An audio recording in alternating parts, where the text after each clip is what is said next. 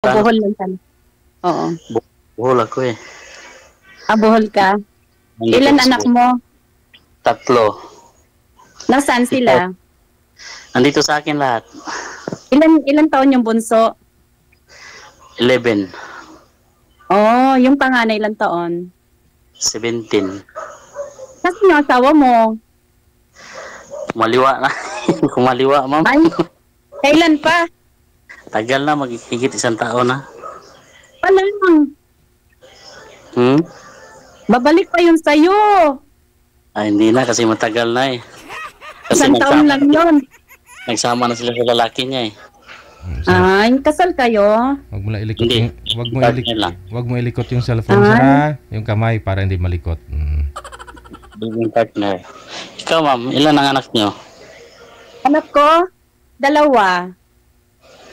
Malaki na. Oh, isang 25, isang 15. Nag-aaral sila lahat. Yung 25 ko, gagraduate siya sa May, HRM. Tapos yung isa naman, graduating din siya ng high school. Grade, ano ba yung tawag mo? Grade 10. Grade 10. Malapit na pala. May graduate ka na pala. Oo, awa ng Diyos. Anong pangalan mo, ma'am? Ha? Anong pangalan mo? Maylin, Maylin? kamusta ang buhay? Oo, kamusta ang buhay? Okay lang. Anong pinakakabalahan natin? Kuan kasi na nangungontrata ko ng mga kuan, steel truss, mga gate, at saka kuan. Welder ka? Yes, opo. Oh, abroad ka. Hindi, galing ako dati sa kuan, sumasakay ako ng barko dati dyan sa Maynila, dyan sa, alam mo yung sa Prabel? Sa Saan Malabon? yun? Malabon. Oh, oo. Diyan ako dati nagtatrabaho. Kaya yung asawa mo nangaliwa kasi lagi kang wala, ganon. Hindi. Yung asawa ko talaga, taga Bohol talaga. Opo. Tapos, ngayon, umuwi nga kami dito, nagbakasyon. Saan?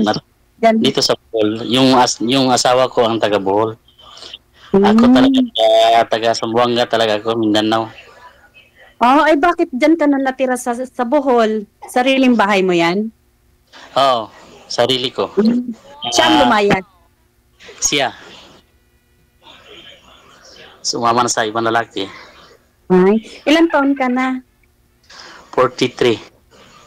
Uy, mas matanda ako sa'yo. 46 ako. Ay, di bali, wala namang kwan sa edad eh. Ay, isagad mo lang yung ulo mo sir basta nakasagad. Yan. Nanibago kasi kasi first time ko eh. Pero kumusta naman, kuya? May mga may mga girlfriend, ganon, may commitment ka sa iba? Wala kasi busy palagi sa trabaho. Okay yan, para sa mga anak. Kaya nga, kasi 3 ang inalagaan ko. Ikaw nag-aalaga? Walang iba? Nanay mo, ate mo? Wala yung nanay ko. Wala yung nanay ko nandun sa Mindanao. Pero kaya naman. Kaya nga, tiyaga lang nga talaga. Basta importante, may kita, no? Nasusuportahan ng mga anak. Kaya nga, sumali ko si DJ, baka makahanap ako ng iba. Kailangan seryoso, no? Ako kasi hanap ko seryoso. Kasi bakit ako seryoso naman ako Hindi kasi, alam mo yun, yung parang mag-aaksaya ka lang ng oras, makipag-usap, yung alam mo, yung load mo, binibili mo. Tapos, sayang lang yung pakikipag-usap mo, di ba? Kaya nga, sayang nga. Nangyari na po ba yan? Nangyari na po ba yan sa'yo, ma'am?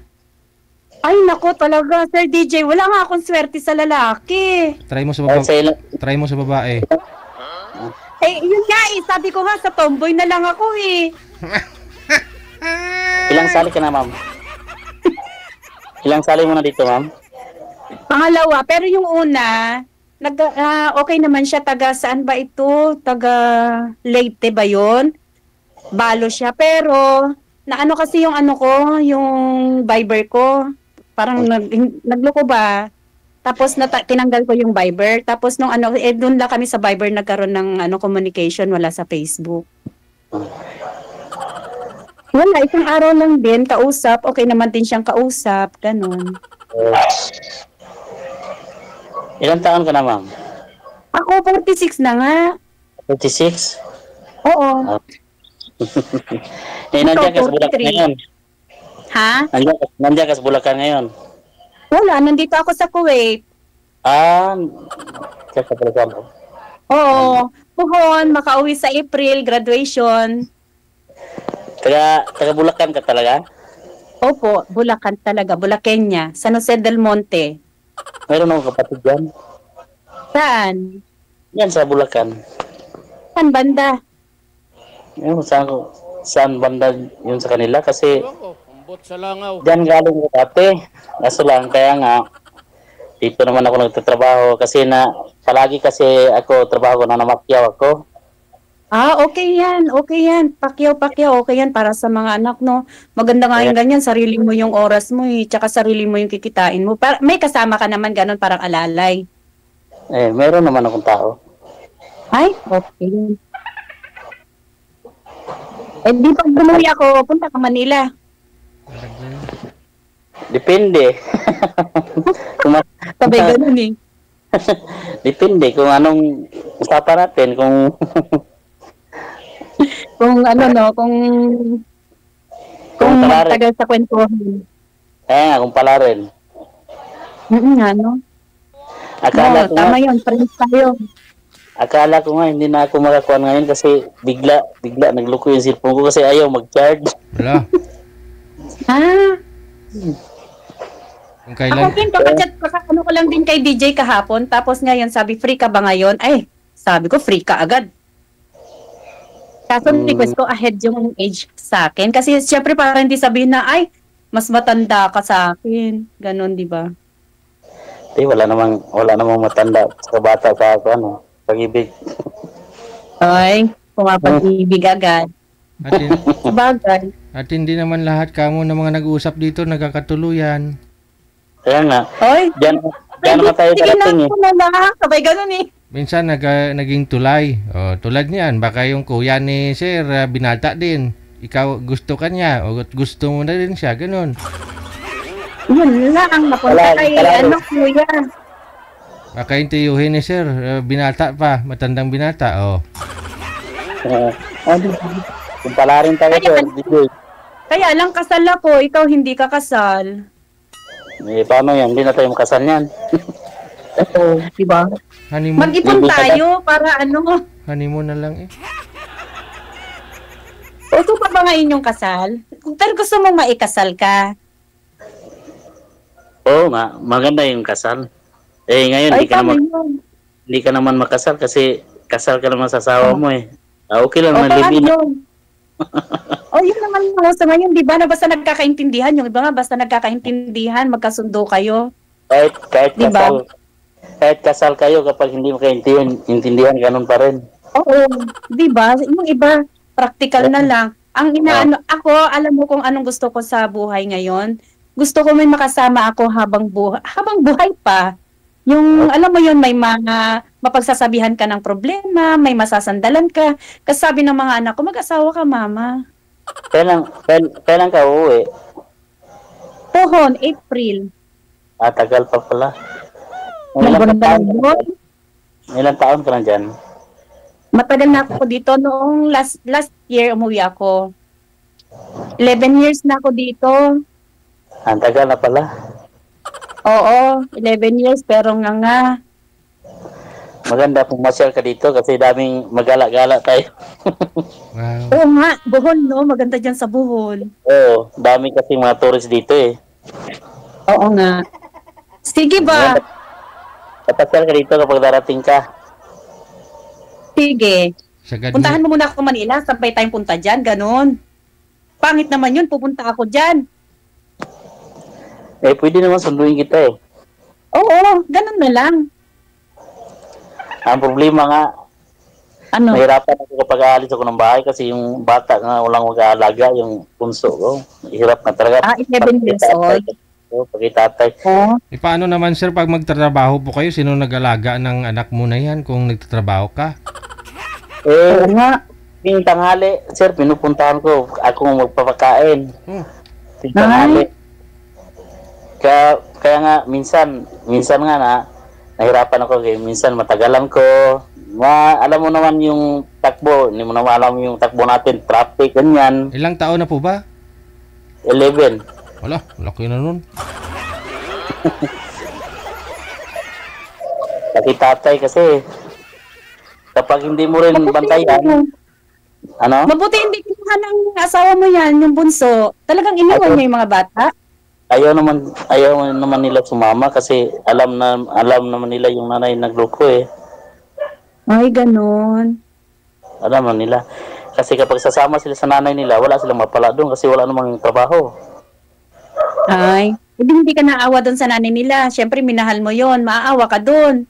Ay siyempre, parang nawala ng awa ko kasi pangalawang business niyang ginawa niya na eh. Ay, pangalawang lalaki na rin. Pangalawa na. Kasi dati, may asawa. Dati, bago kami, may asawa rin siya dati. May 3 anak.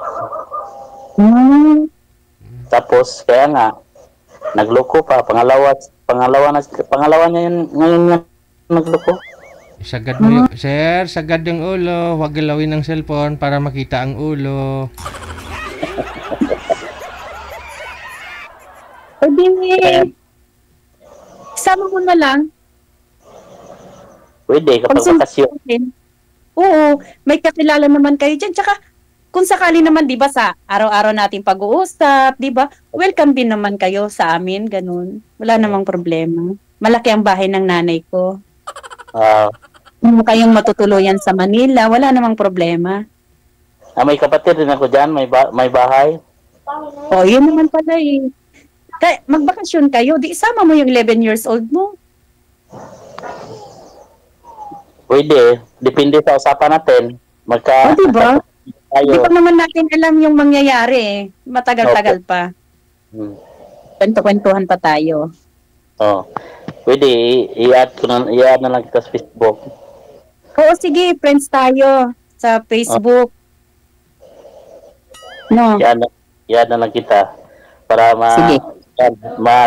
makatawag ako sa'yo. Ganyan. Oo, sige. Kasi sige. Palagi kasi ako busy. O di hindi ka makakatawag kasi palagi kang busy. Kaya nga minsan ngayon nga sabi ko hindi ako aalis kasi magpa-schedule ako kay Sir DJ. Taga na sana yun, hintay ako. Bakit gabi umaalis pa ako kayo, sir? Anong ginagawa po ninyo pag gabi? Hindi, kapag gabi sir, may kuwan ako sir sa market. Ay, kasi kinuha ko ni yung mayor dito sa amin, akong tagakuha lahat sa mga kuwan sa market. Arkabala? Yung kuwan sa mga isda. Yung parang kuha ng yung parang solicit? Opo. Oo. Madaling araw naman. Daming pera. Diba mga alauna, alas 2 yata yun, singilan ng mga Kasi dito, kasi 2 market yan ang pinupuntahan ko eh. Ay, ganun. Kaya pala tumataba ka sa trabaho. Ay, siguro. Oo, meron ganun hiyang sa trabaho. Libre na pang ulam eh. Kaya nga na high blood, no? High blood ka? Yun lang. Yun o. Nangyari. High blood na, ma'am. Yung signal. May tumawag. May tawag sa'yo. Sino kaya? Saan yun? Tumawag. Trabaho? Oo po, tumawag sa akin. Ay. Sino? Jowa? Hindi, yung kuwan sa market, sabi, may mga isda pa daw ilagay sa kuwan. Pwede, kung ano na, yung oras mo, walang problema, sige, na tayo sa Facebook. I-add mo lang ako. Ikaw mag-add sa akin dong. Sige, magano lang kita. Iyan na lang kita. Chat-chat Oo, ako nandito sa'yo. naman tayo pa sa Facebook. Sabi mo kay DJ kung pwede, kung payag si DJ. DJ, yan muna ako, DJ. Kasi, Kasi may alis pa ako. ay, kayo po. Ha? Kayo po, ma'am. Kung ibibigay mo yung Facebook mo, ma'am, no problem.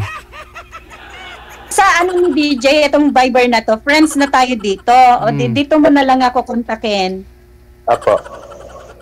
Sige. Sige, ingat. Ingat tayo. Ingat.